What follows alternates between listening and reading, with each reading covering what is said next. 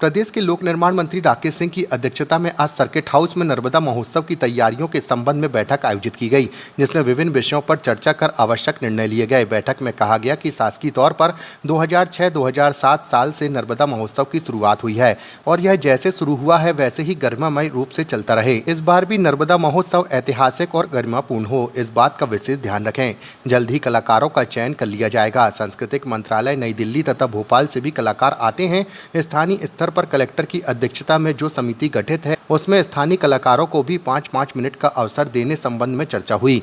मंत्री श्री राकेश सिंह ने कहा कि नर्मदा महोत्सव का एक वेबसाइट भी बनाया जाए, जिसमें विगत वर्षों में आयोजित नर्मदा महोत्सव के अच्छे फोटोग्राफ को अपलोड किया जाए। साथ ही बाहर से आने वाले पर्यटकों को सीमित संख्या में नौका विहार का भी अवसर दिए जाने के संबंध में चर्चा की गई। इस दौरान कहा गया कि हॉट एयर बैलून के माध्यम से भी पर्यटकों को भ्रमण करवाया जा सकता है। महाकौशल के साथ साथ प्रदेश में और देश में अपनी एक विशिष्ट पहचान बना चुकने वाला नर्मदा महोत्सव, जो हर वर्ष शरद पूर्णिमा के अवसर पर 2 दिवसीय कार्यक्रम होता है, 2006 से जिसकी हमने शुरुआत की थी, वो फिर अभी 15 और 16 तारीख को शरद पूर्णिमा के अवसर पर भेड़ाघाट में मां नर्मदा के पावन तट पर संपन्न होने जा रहा है।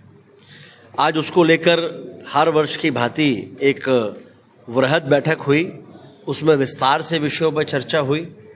सबसे महत्वपूर्ण बात यह है कि इस बार कुछ जो निर्णय हुए हैं उसमें नर्मदा महोत्सव को लेकर एक वेबसाइट भी तैयार हो रही है जेपीटीसी के द्वारा, और उस वेबसाइट में पहले, अभी के और आने वाले समय में भी उससे संबंधित कार्यक्रम उसमें लगातार डाले जाएंगे, उनको अपडेट किया जाएगा।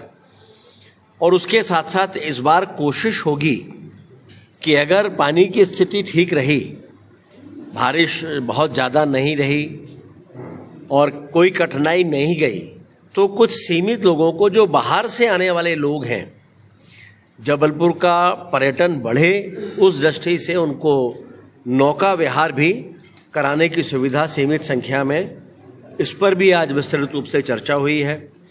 कलाकारों के बारे में बहुत विस्तार से बातचीत हुई है। जल्दी ही कलाकारों का चयन कर लिया जाएगा।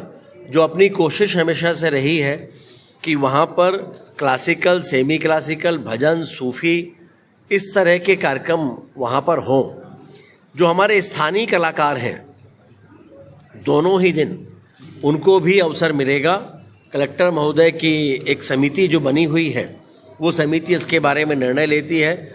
जो कलाकार वहाँ अपनी प्रस्तुति देना चाहते हैं वो वहाँ कलेक्टर ऑफिस में अपना सूचना या जानकारी देते हैं, और उसके बाद वो समिति उनमें से नामों का चयन कर लेती है।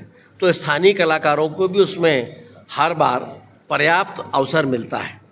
इस बार का नर्मदा महोत्सव अपने आप में एक ऐतिहासिक हो और जो इसकी गरिमा बनी हुई है उस गरिमा के अनुकूल ये संपन्न हो, ऐसा हम सभी का प्रयास रहेगा।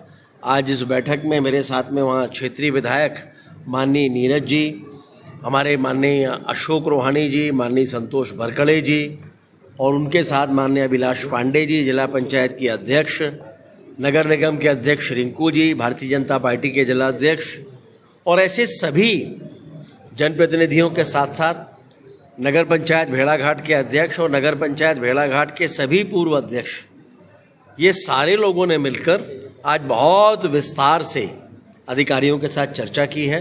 ये चर्चा बड़ी सार्थक रही है और हम उम्मीद कर रहे हैं कि व्यापक प्रचार प्रसार के साथ ये नर्मदा महोत्सव अपनी गरिमा के अनुकूल बहुत भव्यता के साथ संपन्न होगा।